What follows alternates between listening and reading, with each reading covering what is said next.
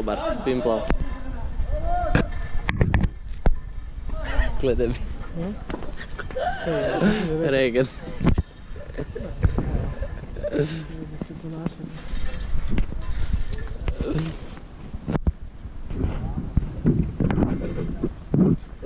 Kak je tam?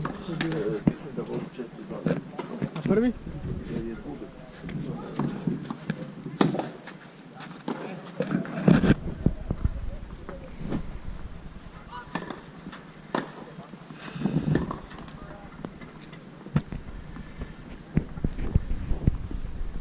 Snimaš ga s GoPro? Da, draga malo snimi. Rekao da ga snimi.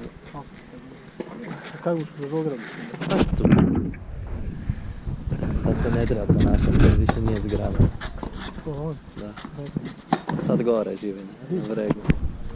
Gdje živi? Pa di su mu starci, tu na Varaždin bregu, na Haliću, da. Ajde, ona si ovdje. Šipi? Dela je? Igra tenis, dela neke certifikate kod tate. Ko je? Za energetski certifikat. Kaj, faks je završio, to diplomu piše. To je jedno mora.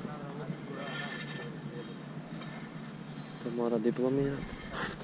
Nič, zajebava se, kaj bi da. 24 puta. Ovo. Bravo! Ključil mozak.